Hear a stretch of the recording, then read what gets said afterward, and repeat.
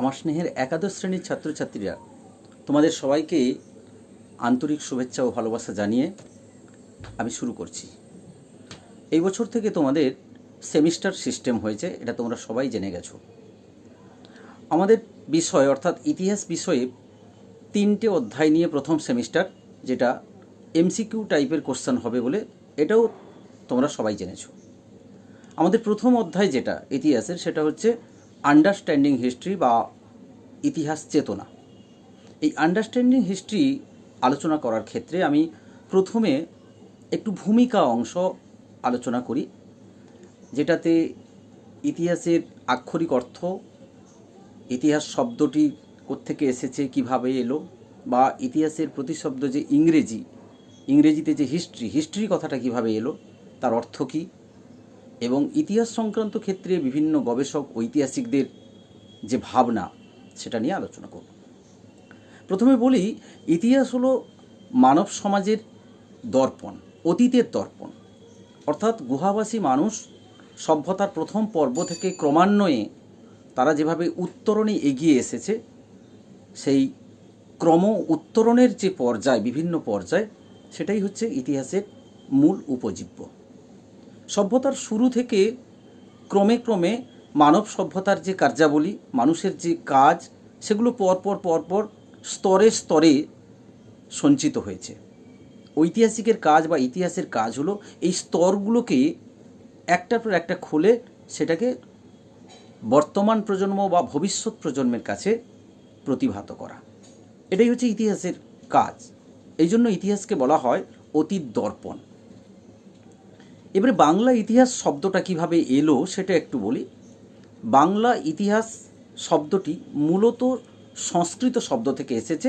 সংস্কৃত শব্দ ইতিহাস, এই শব্দটি থেকে বাংলা ইতিহাস শব্দের উৎপত্তি। সংস্কৃত ইতিহাস এর মূল অর্থ হচ্ছে ট্র্যাডিশন বা ঐতিহ্য। আবার ইতিহাসের ইংরেজি প্রতিশব্দ হিস্টোরি। এই হিস্টোরি শব্দটাও আসলে গ্রিক এবং ল্যাটিন শব্দ থেকে এসেছে। ল্যাটিন শব্দ হিস্টোর এবং গ্রিক শব্দ হিস্টোরিয়া, এই দুটো শব্দ মিলিত হয়ে ইংরেজি হিস্টোরি। ল্যাটিন শব্দ হিস্টোর, যার অর্থ হচ্ছে নলেজ বা জ্ঞান। আবার অপরদিকে গ্রিক শব্দ হিস্টোরিয়া, যার অর্থ হচ্ছে ইনভেস্টিগেশন, অর্থাৎ অনুসন্ধান করা। ইতিহাসের জনক হেরোডোটাস তাঁর ইতিহাস সংক্রান্ত যে বক্তব্য, ইতিহাস কাকে বলে, ইতিহাস বলতে কি বোঝায়, এই যে বক্তব্য, সেই বক্তব্যে হেরোডোটাস বলেছেন ইতিহাস হলো দর্শনের একটি শাখা। আবার অপরদিকে প্রখ্যাত গবেষক ঐতিহাসিক E.H. কার, তিনি বলেছেন ঐতিহাসিক এবং তার সংগৃহীত তথ্য, এই দুয়ের মধ্যে অন্তহীন কথোপকথন বা ক্রিয়া প্রতিক্রিয়া বাদানুবাদ, এটাই হচ্ছে ইতিহাস। অপরদিকে আরেকজন প্রখ্যাত গবেষক রমেশচন্দ্র মজুমদার, তিনি বলেছেন মানব সভ্যতার অতীতের কাহিনী, মানব সমাজ কিভাবে বিবর্তিত হয়ে বিবর্তনের পথ বেয়ে ধীরে ধীরে উত্তরণে এগিয়ে এসেছে, তার কাহিনী হচ্ছে ইতিহাস। আরেকজন গবেষক J.B. বিউরি, তিনি বলেছেন ইতিহাস হলো বিজ্ঞান। কারণ ইতিহাসের মাধ্যমেই, ইতিহাসের যে পন্থাগুলো অতীত থেকে বর্তমান পর্যন্ত উত্তরণের যে পন্থা, সেই পন্থাগুলো প্রকৃতপক্ষে বিজ্ঞানের মতোই ক্রম বিবর্তনের পথ বেয়ে এগিয়ে আসে। অর্থাৎ ইতিহাস হলো বিজ্ঞান, এর কমও নয় বেশিও নয়। আমরা দীর্ঘায়িত করব না, মোটামুটিভাবে ইতিহাসের সূচনা পর্ব বা ইন্ট্রোডাকশান পর্ব আমি এই পর্যন্ত করলাম। ইন্ট্রোডাকশান পর্বটা বলার পরেই আমরা আমাদের মূল আলোচনায় প্রবেশ করব। তাহলেই তোমরা কিন্তু পুরো বিষয়টা উপলব্ধি করতে পারবে। ইন্ট্রোডাকশানটা শেষ হলো, এবার আমরা মূল আলোচনায় প্রবেশ করব। এই মূল আলোচনায় প্রবেশ করার আগে আরও একটু কথা তোমাদেরকে বলে নিই। সেটা হচ্ছে যে এই অধ্যায়ে মূলত আমরা 3টে ভিডিও করব, পার্ট 1, পার্ট 2 এবং পার্ট 3। এই 3টে ভিডিও।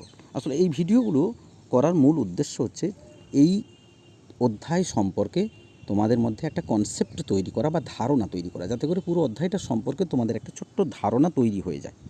কারণ ক্লাসে যখন আলোচনা হবে তখন কিন্তু ডিটেলসে এগুলো আলোচনা হবে বা আরও বেশি করে আলোচনা হবে ক্লাসে, কিন্তু এই ভিডিওগুলোতে যেহেতু পুরো বিষয়টা সম্পর্কে আমরা আলোচনা করব, সেই কারণে এই ভিডিওগুলো হবে খুব ছোট এবং সংক্ষিপ্ত। আর সংক্ষিপ্ত হওয়ার মূল কারণ হচ্ছে যে তোমাদের মধ্যে মূল ধারণাটা তৈরি করে দেওয়া, এর বাইরে আর কিছুই নয়। যাই হোক, এবারে আমরা আলোচনায় প্রবেশ করি। আলোচনায় দেখো, এই অধ্যায়ের প্রথম যেটা আলোচনা করব সেটা হচ্ছে ইতিহাস চেতনা। মূলত এটাকে 8টা ইউনিটে আমরা ভাগ করেছি। এই 8টা ইউনিট কী কী দেখে নাও। 1 নম্বর ইউনিট প্রাচীন যুগ বিভাজন, 2 নম্বর ইউনিট ইতিহাসের প্রারম্ভিক উপাদান এবং তাদের সংস্কৃতি, তাদের প্রকৃতি, 3 নম্বর লিখিত ইতিহাসের বিভিন্ন রূপ, 4 নম্বর ইতিহাস রচনার গুরুত্বপূর্ণ তথ্য ও তার ব্যাখ্যা, 5 নম্বর ইতিহাস পুরাণ ঐতিহ্য, 6 নম্বর মধ্যযুগের ভারতের ইতিহাস রচনায় ইন্দো পার্সিক ঐতিহ্য, 7 নম্বর ইতিহাসের সময় বা কাল চেতনা এবং 8 নম্বর ইতিহাসের যুগ বিভাজন ও কালানুক্রম। এই 8টি একক বা 8টি ইউনিট রয়েছে। এই 8টি ইউনিটকে আমরা আলোচনা করব 3টি পার্টে। দেখো, এখানে 3টে কালার করা আছে। প্রথম ইউনিট এবং দ্বিতীয় ইউনিট এই দুটো এক রকমের কালার, তৃতীয় এবং চতুর্থ এই দুটো ইউনিট আরেক রকম কালার, আর শেষ 4টে ইউনিট আরেক রকম কালার। আসলে এই 3টে কালারের মূল উদ্দেশ্য হচ্ছে যে প্রত্যেকটি কালার একটা করে পার্ট। আমরা এইভাবে 3টে পার্টের ভিডিও তৈরি করব এবং 3টে পার্টে এই আলোচনাটা আমরা কমপ্লিট করব। তাহলে এবার আমরা মূল বিষয়ে চলে যাই।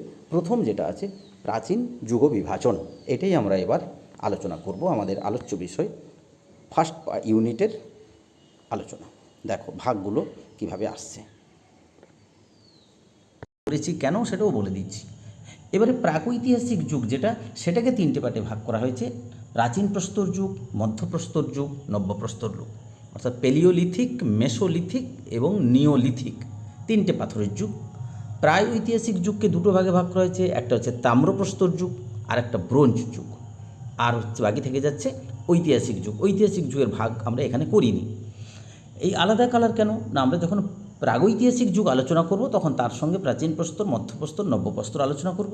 যখন প্রায় ঐতিহাসিক আলোচনা করব তখন তার সাথে তাম্রপ্রস্তর এবং ব্রোঞ্জ এই দুটো আমরা আলোচনা করব। এই জন্য এগুলোকে আলাদা কালার করেছি। তাহলে আমরা চলে যাই এবারে প্রাগৈতিহাসিক যুগ বা প্রাক ঐতিহাসিক যুগের আলোচনায় আমরা চলে যাই। দেখো ছক চলে এসছে একটা, প্রাক ঐতিহাসিক যুগ এই আলোচনা চলে এসছে। দেখো সংজ্ঞা, সময়কাল, উদাহরণ। অন্যদিকে রয়েছে প্রাকৈতিহাসিক যে যুগের যে 3টে ভাগ করেছিলাম, প্রাচীন প্রস্তর যুগ, মধ্যপ্রস্তর যুগ, নব্যপ্রস্তর যুগ, এই 3টে ভাগ আছে। তাহলে প্রথমে সংজ্ঞাটা বলে দিই যে প্রাকৈতিহাসিক যুগের সংজ্ঞা কী আছে। প্রাকৈতিহাসিক যুগের সংজ্ঞায় বলা হয়েছে মানব সংস্কৃতির উদ্ভব কাল থেকে শুরু করে লিখিত উপাদান প্রাপ্তির পূর্ববর্তী সময়কাল, অর্থাৎ যখন লিখিত উপাদান পাওয়া গেছে তার ঠিক পূর্ব মুহূর্ত পর্যন্ত যে সময়টা, যে যুগটা, সেটাকে প্রাগৈতিহাসিক যুগ বা প্রাক ঐতিহাসিক যুগ বলা হয়। এর সময়কাল যদি বিচার করা যায় তাহলে দেখা গেছে যে আজ থেকে প্রায় 20 লক্ষ বছর আগে এই যুগের সূচনা হয়েছিল আর সমাপ্তি হয়েছিল মোটামুটিভাবে আনুমানিক 3000 খ্রিস্টপূর্বাব্দ। 3000 খ্রিস্টপূর্বাব্দ এই জন্য বলা হচ্ছে যে 3000 খ্রিস্টপূর্বাব্দে হরপ্পা সভ্যতার অভ্যুদয় বলা যেতে পারে। সেই হরপ্পা সভ্যতার ঠিক আগের মুহূর্ত পর্যন্ত যে সময়টা, সেটাকে এই প্রাক ঐতিহাসিক যুগের সময়কাল হিসাবে ধরা হয়েছে। উদাহরণ হিসেবে বলা হচ্ছে মিশরে এই যুগের সময়কাল 3200 খ্রিস্টপূর্বাব্দ পর্যন্ত, ইরাকে 3000 খ্রিস্টপূর্বাব্দ প্রায় 3000 খ্রিস্টপূর্বাব্দ পর্যন্ত, আর ভারতে হরপ্পা সভ্যতার পূর্ব পর্যন্ত যে সময়কাল, সেটাকে এই যুগের সময়কাল হিসাবে ধরা যায়। এইবারে দেখি যে আমরা ভাগগুলো বলেছিলাম যে উপবিভাগ যেগুলো থেকে গেছিলো, প্রাগৈতিহাসিক যুগের যে 3টে উপবিভাগের কথা বলেছিলাম, একটা হচ্ছে পেলিওলিথিক যুগ বা প্রাচীন প্রস্তর যুগ। এই প্রাচীন প্রস্তর যুগের সময়কাল কত? আনুমানিক খ্রিস্টপূর্ব 20 লক্ষ থেকে 10,000 বছর পর্যন্ত। হাতিয়ার, এই যুগের হাতিয়ার মোটামুটিভাবে এবড়ো খেবড়ো পাথরের হাতিয়ার এই যুগে ব্যবহৃত হতো। এবড়ো খেবড়ো পাথরের হাতিয়ার, তার মধ্যে হাত কুঠার ছিল, ছেদক ছিল, এগুলো উল্লেখযোগ্য। মধ্যপ্রস্তর যুগের সময়কাল আনুমানিক খ্রিস্টপূর্ব 10,000 থেকে 8,000 অব্দ পর্যন্ত। হাতিয়ার ছোট, হালকা, ধারালো। বাটালি, চাঁচনি এই ধরনের হাতিয়ার এই যুগের মানুষ ব্যবহার করত। আর নিওলিথিক বা নব্যপ্রস্তর যুগ, এই যুগের সময়কাল আনুমানিক খ্রিস্টপূর্ব 8000 থেকে 4000 অব্দ পর্যন্ত, এবং এই যুগের হাতিয়ার এবড়ো খেবড়ো পাথরের হাতকুটার, কাস্তে, হাতুড়ি এগুলো যেমন ছিল, ঠিক এর পাশাপাশি পাথরকে একটু নতুন রূপ দেওয়া, পাথরকে একটু ঘষে মেজে ধারালো করা, একটু আকার দেওয়া, এটাও কিন্তু এই যুগে লক্ষ্য করা গেছে। তাহলে আমরা প্রাগৈতিহাসিক যুগ বা প্রাক ঐতিহাসিক যুগের ইতিহাস এবং তার বিভাজনটা আলোচনা করলাম। এইবারে আমরা চলে যাচ্ছি পরেরটা, অর্থাৎ দ্বিতীয় পার্ট, যেটা ছিল প্রায় ঐতিহাসিক যুগ, অর্থাৎ প্রাগৈতিহাসিক যুগ এবং ঐতিহাসিক যুগ, এই দুটো যুগের মধ্যবর্তী যে সময় সেটাকে বলা হচ্ছে প্রায় ঐতিহাসিক যুগ। সংজ্ঞা দেওয়া আছে দেখো, মানব সভ্যতার অগ্রগতির ধারায় প্রাগৈতিহাসিক যুগ থেকে ঐতিহাসিক যুগে উত্তরণের পূর্বে অন্তর্বর্তীকালকে প্রায় ঐতিহাসিক যুগ। একটু আগে যেটা আমি বললাম যে একদিকে প্রাগৈতিহাসিক যুগ শেষ আর একদিকে ঐতিহাসিক যুগের সূচনা, এই মাঝের সময়টাকে প্রায় ঐতিহাসিক, এটা প্রাগৈতিহাসিকও নয় আবার ঐতিহাসিকও নয়, ঠিক মাঝামাঝি। বৈশিষ্ট্যগুলো আমরা যখন বলবো তখন আলোচনা করে দেব। সময়কাল বলা হয়েছে এই সভ্যতার সময়সীমা হলো আনুমানিক খ্রিস্টপূর্ব 3000 অব্দ থেকে খ্রিস্টপূর্ব 1500 অব্দ পর্যন্ত, প্রায় 1500 বছরের ইতিহাস। এইটাই হচ্ছে প্রায় ঐতিহাসিক যুগের ইতিহাস। উদাহরণ বলা হচ্ছে ভারতীয় হরপ্পা সভ্যতা, এটা একটু আগেও আমরা আলোচনা করেছিলাম। বৈশিষ্ট্য, এই যুগের বৈশিষ্ট্য হচ্ছে এই যুগে মানুষ স্থায়ী বসতি গড়ে তুলেছিল এবং খাদ্য উৎপাদন করতে শিখেছিল। ব্যাস, আমরা এবারে চলে যাই প্রায় ঐতিহাসিক যুগের যে দুটো ভাগ আছে, উপবিভাগ দুটো ছিল না, সেই দুটো উপবিভাগ আলোচনা করব। অর্থাৎ একটা হচ্ছে তাম্রপ্রস্তর যুগ আর একটা হচ্ছে ব্রোঞ্জ যুগ। প্রথমে তাম্রপ্রস্তর যুগ।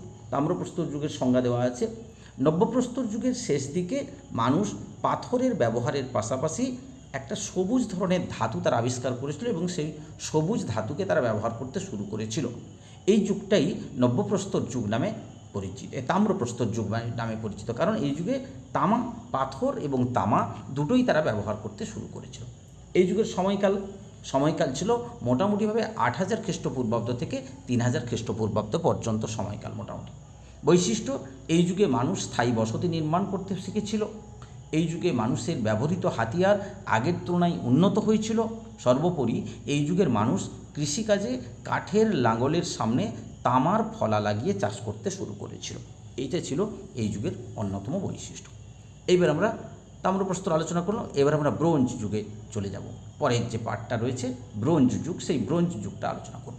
ব্রোঞ্জ যুগের সংজ্ঞা কী আছে দেখো, তামার ব্যবহার যখন হলো, সেই তামার ব্যবহার করার পর মানুষ তামার সঙ্গে আরেকটি ধাতু টিন, সেই টিন মিশিয়ে একটা উন্নত ধাতু তৈরি, সংকর ধাতু তৈরি করলে, যেটা হচ্ছে ব্রোঞ্জ নামে পরিচিত একটা সংকর ধাতু। এবং এইটার ফলে কী হলো না, আগের মতোই পাথরও ব্যবহৃত হলো, তামাও ব্যবহৃত হলো, তার পাশাপাশি মানুষ এই ব্রোঞ্জের ব্যবহার করতেও শুরু করলো। তাই তাম্রপ্রস্তর যুগের ঠিক পরবর্তী যুগ ব্রোঞ্জ যুগ নামে পরিচিত, বা এই যুগকে তাম্র ব্রোঞ্জ যুগও বলা হয়, কারণ তামাও মানুষ ব্যবহার করছে, পাথরও মানুষ ব্যবহার করছে, আবার ব্রোঞ্জও ব্যবহার করছে। সময়কাল মোটামুটি একটা আনুমানিক ধরা হয়েছে 5000 খ্রিস্টপূর্বাব্দ থেকে 600 খ্রিস্টপূর্বাব্দের মধ্যবর্তী সময়কাল। এই যুগের বৈশিষ্ট্য কী ছিল? এই যুগে মানুষ নদীর তীরবর্তী এলাকায় স্থায়ীভাবে বসতি স্থাপন করেছিল। এই যুগের হাতিয়ারগুলি আগের তুলনায় আরও উন্নত, আরও ধারালো ছিল, এবং কৃষি ও পশুপালনের পাশাপাশি এই যুগের মানুষ ব্যবসা বাণিজ্য করতে শিখেছিল। তাহলে দেখো, প্রাক ঐতিহাসিক এবং প্রায় ঐতিহাসিক এই দুটো পার্ট আমরা কিন্তু আলোচনা করলাম। এইবার আমরা ঐতিহাসিক যুগে চলে যাব, অর্থাৎ প্রাচীন যুগের যে তিনটে ভাগ আমরা করেছিলাম, সেই প্রাচীন যুগের যে তিনটে ভাগ, একটা হচ্ছে প্রাক ঐতিহাসিক, একটা প্রায় ঐতিহাসিক আর ঐতিহাসিক, সেই দুটো পার্ট আমরা আলোচনা করেছি। এবারে প্রায় ঐতিহাসিক যুগে চলে যাব। এই যুগের সংজ্ঞা কী ছিল না, এই যুগে মানুষ লিখতে পেরেছিল, লেখা, অর্থাৎ এই যুগে লিপি পাওয়া গেছে, এই যুগের লিপি পাওয়া গেছে। কিন্তু মজার ব্যাপার হচ্ছে এই লিপিগুলোর পাঠোদ্ধার করা সম্ভব হয়েছে, সেই যুগকে ঐতিহাসিক যুগ বলা হয়। অর্থাৎ প্রায় ঐতিহাসিক যুগে আমরা কী বলেছিলাম, যেখানে লিপি পাওয়া গেছে কিন্তু সেটা পাঠোদ্ধার করা যায়নি, কিন্তু ঐতিহাসিক যুগে লিপি তৈরি হয়েছে এবং সেই লিপিকে পাঠোদ্ধার করাও সম্ভব হয়েছে। এই জন্য এই যুগটা দুটো যুগ পূর্ববর্তী যুগের চাইতে আলাদা। সময়কাল ভিন্ন ভিন্ন রয়েছে, বিভিন্ন সভ্যতায় এর সময়কাল ভিন্ন ভিন্ন। যেমন মেসোপটেমিয়ায় আধুনিক খ্রিস্টপূর্ব 3500 থেকে শুরু হয়েছিল, মিশরে খ্রিস্টপূর্ব 3200 অব্দ থেকে, এবং ভারতের ক্ষেত্রে এই সময়ের বেশ কিছু ভিন্ন ভিন্ন মত লক্ষ্য করা যায়। কেউ কেউ বলেছেন এই যুগের সূচনা হয়েছে অশোকের শিলালিপির পাঠোদ্ধার সময় থেকে, অর্থাৎ অশোকের শিলালিপির পাঠোদ্ধার হয়েছিল যে সময়টা, তখন থেকেই নাকি এই যুগের সূচনা হয়েছে, এটা কেউ কেউ বলেছেন, অর্থাৎ 3য় শতক নাগাদ, খ্রিস্টপূর্ব 3য় শতক। আবার অনেকে বলেছেন যে খ্রিস্টপূর্ব 6ষ্ঠ শতক নাগাদ ভারতে লেখার প্রচলন ঘটেছিল। ভিনসেন্ট স্মিথ তথা আরও কিছু গবেষক এটাই কিন্তু মনে করেছেন, এবং এই মতকে সবচেয়ে বেশি গুরুত্ব দেওয়া হয়েছে, সেটা হচ্ছে খ্রিস্টপূর্ব 6ষ্ঠ শতাব্দী নাগাদ আমাদের দেশে ঐতিহাসিক যুগের সূচনা হয়েছে, অর্থাৎ ভারতে ঐতিহাসিক যুগের সূচনা হয়েছিল। এই যুগের বৈশিষ্ট্য কী ছিল? এই যুগে মানুষ লিখন পদ্ধতির আবিষ্কার করেছিল এবং তার পাঠোদ্ধার করতে পেরেছিল, এটা ছিল এই যুগের অন্যতম বৈশিষ্ট্য। এইবার আমরা চলে যাচ্ছি ইতিহাসের প্রারম্ভিক উপাদান এবং তার প্রকৃতি, অর্থাৎ 2 নম্বর পার্টে, 2 নম্বর ইউনিট। আমরা 4টে ইউনিট আলোচনা করলাম, একটা ইউনিট কমপ্লিট হলো। এবার আমরা দ্বিতীয় ইউনিটে চলে যাচ্ছি। এই দ্বিতীয় ইউনিট হচ্ছে ইতিহাসের প্রারম্ভিক উপাদান এবং তাদের প্রকৃতি। এই ইতিহাসের প্রারম্ভিক উপাদান এবং তাদের প্রকৃতি আলোচনা করার ক্ষেত্রে আমরা প্রথমে এই ইতিহাসের প্রারম্ভিক উপাদান এবং তার প্রকৃতির সংজ্ঞাটা বলব। অর্থাৎ ইতিহাস বলতে যা বোঝায় সেটা হচ্ছে অতীতের ঘটনাবলীর বিজ্ঞানসম্মত আলোচনা। আর যে সমস্ত উৎস থেকে তথ্য সংগ্রহ করে ইতিহাস তৈরি হয় বা অতীতের ঘটনার কথা লিপিবদ্ধ হয়, যে সমস্ত তথ্য থেকে বা যে সমস্ত উৎস থেকে তথ্য সংগ্রহ করা হয়, তাকেই বলা হয় ইতিহাসের উপাদান। এই ইতিহাসের উপাদানগুলির বেশ কিছু ভাগ আছে। দেখো, সেই ইতিহাসের উপাদানগুলির ভাগ তোমাদের জানা কিন্তু জরুরি। দেখো, ইতিহাসের প্রারম্ভিক উপাদান কী কী? ইতিহাসের প্রারম্ভিক উপাদানে প্রথমে কিন্তু 2টো ভাগ রয়েছে, একটা হচ্ছে প্রত্নতাত্ত্বিক উপাদান আর একটা সাহিত্যিক উপাদান। আমি জাস্ট এই চার্ট যেটা ছক যেটা আছে, সেই ছকটা একটা সাদা রং করা আছে আর একটা হলুদ রং করা আছে। সাদা রংটা প্রত্নতাত্ত্বিক উপাদানের ভাগ এবং তার উপবিভাগ, আর হলুদ রংটা সাহিত্যিক বিভাগের ভাগ এবং তার উপবিভাগ। আমি জাস্ট একবার পড়ে দিচ্ছি। দেখো, প্রত্নতাত্ত্বিক উপাদানকে 4 ভাগে ভাগ করা হয়েছে: অনুসন্ধান বা উৎখনন, লেখ, মুদ্রা, শিল্পকর্ম। এই অনুসন্ধান বা উৎখননকে আবার 8টা ভাগে ভাগ করা হয়েছে: জীবাশ্ম, কঙ্কাল, হাতিয়ার, ধাতুদ্রব্য, মৃৎশিল্প, গুহা ও বাড়িঘর, গুহাচিত্র, প্রাচীন সমাধি ও ধর্মস্থানের ধ্বংসাবশেষ। এটা। আর অপরদিকে লেখ 2 প্রকার, দেশীয় এবং বৈদেশিক। আর অপরদিকে থেকে গেল শিল্পকর্ম।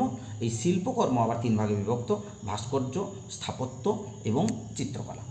আর অপরদিকে থাকলো সাহিত্যিক উপাদান। সাহিত্যিক উপাদানের মধ্যে রয়েছে দু ধরনের উপাদান, 2টো ভাগ রয়েছে: দেশীয় এবং বৈদেশিক।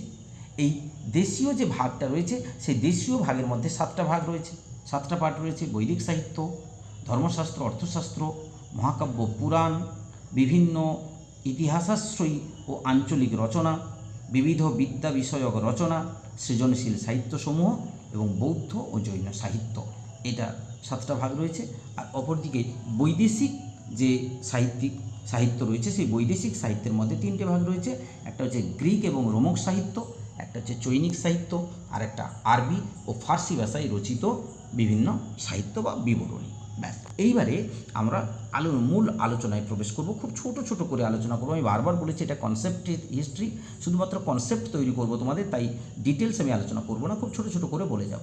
তাহলে প্রথম যে পার্টটা সেটাকে আমরা প্রথমে আলোচনা করি। দেখো, প্রত্নতাত্ত্বিক উপাদানকে আমরা আলোচনা করব। এখানেও কিন্তু 2টো ভাগ রয়েছে। প্রত্নতাত্ত্বিক উপাদানের মধ্যে 2টো ভাগ রয়েছিল, মনে রাখবে, তোমাদের নিশ্চয়ই মনে আছে।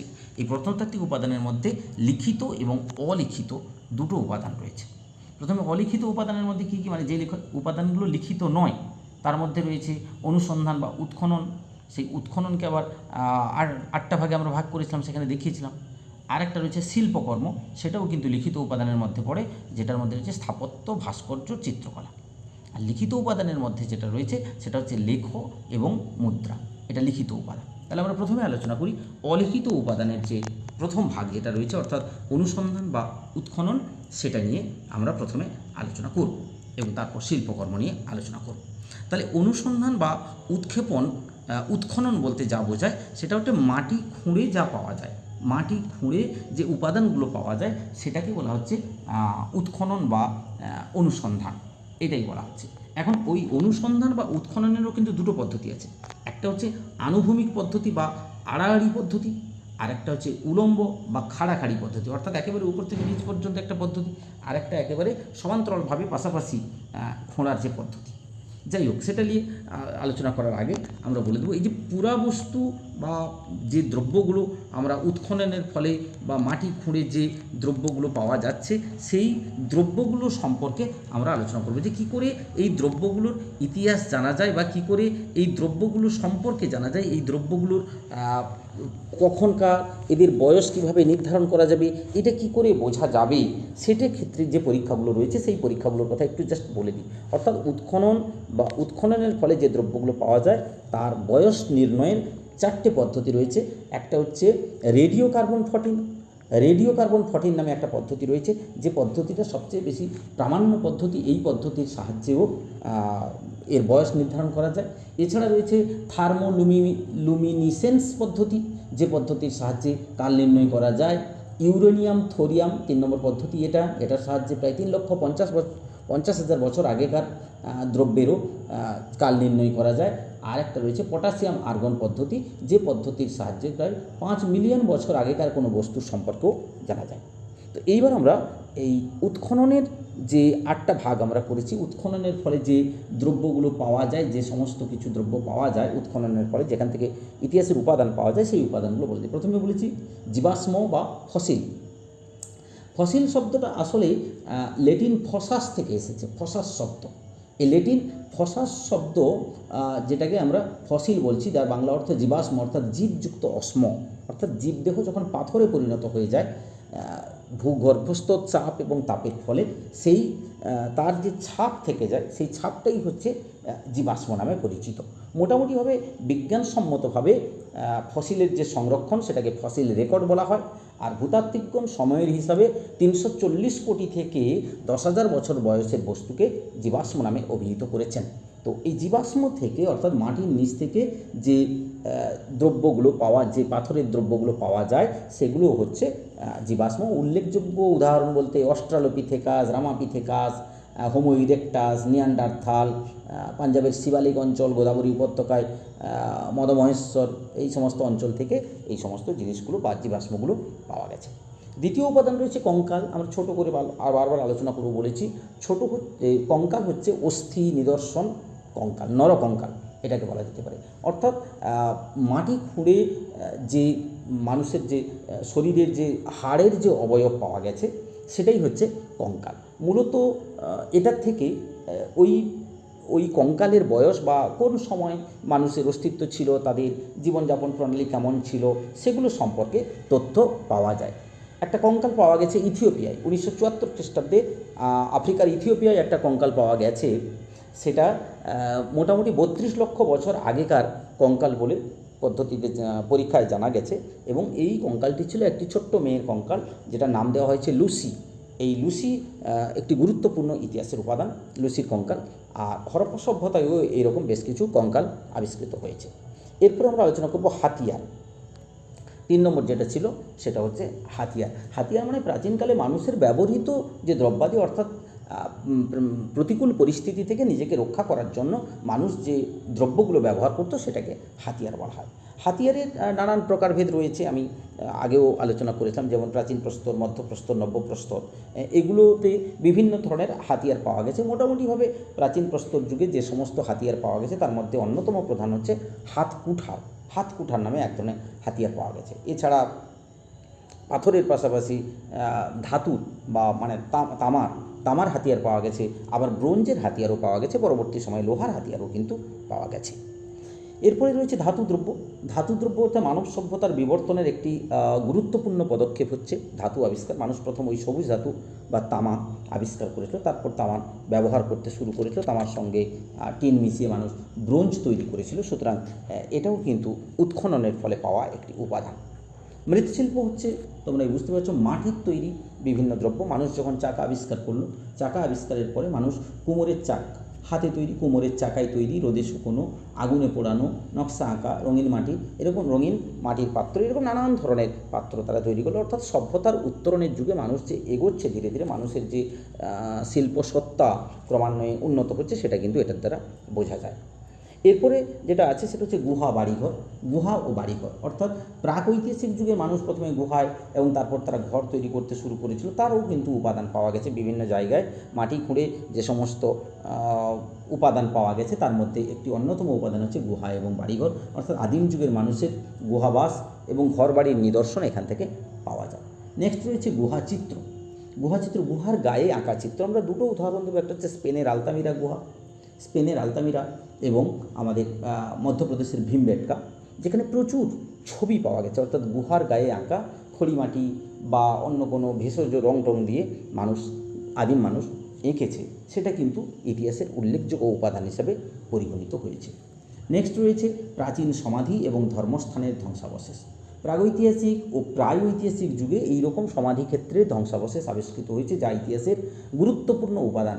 প্রাচীন মানুষের জীবনযাপন প্রণালী, ধর্মীয় বিশ্বাস, এগুলো থেকে জানা যায়। যেমন একটু উদাহরণ আমরা দিতে পারি এখানে, যেমন মেহেরগড় সভ্যতায় বেলুচিস্তানের মেহেরগড়ে বেশ কিছু সমাধি আবিষ্কৃত হয়েছে, যেখানে মৃতদেহকে একটা বিশেষ পদ্ধতিতে সমাধিস্থ করা হয়েছে, যেটা হাঁটু মুড়ে কাত করে মৃতদেহকে সমাধিস্থ করা হয়েছে। আবার আমরা যদি মিশরের কথা বলি, প্রাচীন মিশরে যে ফেরাউদের যে পিরামিড তৈরি হতো, ফেরাউদের যে মমি রাখা হতো, সেখানে কিন্তু তাদের ব্যবহৃত আসবাবপত্র সেখানে কিন্তু রাখা হতো, অর্থাৎ এটাও কিন্তু একটা বিশ্বাস। আবার প্রাচীন সুমেরীয় সভ্যতার প্রত্যেক নগরে একজন করে দেবতার প্রতিষ্ঠান, যেটা মন্দির বা ধর্মস্থান আমরা বলছি, সেই ধর্মস্থানের ধ্বংসাবশেষ, যেমন জিগুরাতের কথা বলছি, সেই সুমেরীয় সভ্যতায় বিশাল পাথরের উঁচু একটা স্থানে, পাহাড়ের একদম মাথায় একটা বিশাল মন্দির নির্মাণ হতো, যেটাকে জিগুরাত বলা হতো। তো এইরকম এগুলোও কিন্তু ইতিহাসের গুরুত্বপূর্ণ উপাদান হিসাবে আমাদেরকে সাহায্য করছে। নেক্সট আমরা যেটা আলোচনা করছি এখানে হচ্ছে সেটা হচ্ছে শিল্পকর্ম। শিল্পকর্মের মধ্যে রয়েছে স্থাপত্য, ভাস্কর্য এবং চিত্রকলা। এই স্থাপত্য, ভাস্কর্য এবং চিত্রকলা, এই তিনটি হচ্ছে কর্মের মধ্যে উল্লেখযোগ্য। এই স্থাপত্য মূলত অতি প্রাচীনকাল থেকে মাটি খুঁড়ে যে সমস্ত দ্রব্যগুলো পাওয়া গেছে, মাটি খুঁড়ে যে মানুষের শিল্পকর্ম পাওয়া গেছে, সেগুলো পাথরের হতে পারে, ধাতুর হতে পারে, পোড়ামাটির হতে পারে। সুতরাং এগুলো সবই হচ্ছে তাদের রুচি এবং তাদের ভাবনার একটা গুরুত্বপূর্ণ দিক। যেমন মনে করো প্রাচীন নগরের ধ্বংসাবশেষ, রাজপ্রাসাদ, স্তূপ, মঠ, মন্দির, এগুলো হচ্ছে স্থাপত্যের উদাহরণ, কারণ এখান থেকে তাদের শৈল্পিক নিদর্শন পাওয়া যায়। চিত্রকলা ভারতীয় স্থাপত্য হলো, ভাস্কর্যটা বলিনি আগে। ভাস্কর্য হচ্ছে পাথর, ধাতু এবং পোড়ামাটিকে মাধ্যম করে যে শিল্প সৃষ্টি হতো তাকে বলা হয় ভাস্কর্য, যেমন গান্ধার শিল্প, মথুরা শিল্প, অমরাবতী শিল্প, এগুলো। আর চিত্রকলা হচ্ছে অজন্তার দেওয়ালে আঁকা যে গুহাচিত্র, বা বিভিন্ন মন্দিরের গায়ে যে আঁকা যে গুহাচিত্র, পাল রাজাদের সময়ে বেশ কিছু গুহাচিত্র পাওয়া গেছে, এগুলো হচ্ছে চিত্রকলার উদাহরণ। তাহলে এই পার্টের আলোচনা শেষ। আশা করছি তোমরা এই পার্টটা সম্পর্কে মোটামুটিভাবে বুঝতে পেরেছো। এবারে আমরা পরবর্তী পার্টে অর্থাৎ পার্ট 2-তে আমরা লিখিত উপাদানগুলো নিয়ে আলোচনা করব। আজকের মতো তোমাদের সবাইকে আন্তরিক ভালোবাসা এবং ধন্যবাদ জানিয়ে আমার পার্ট 1-এর যে আলোচনা, সেই পার্ট 1-এর আলোচনা এখানে শেষ করছি।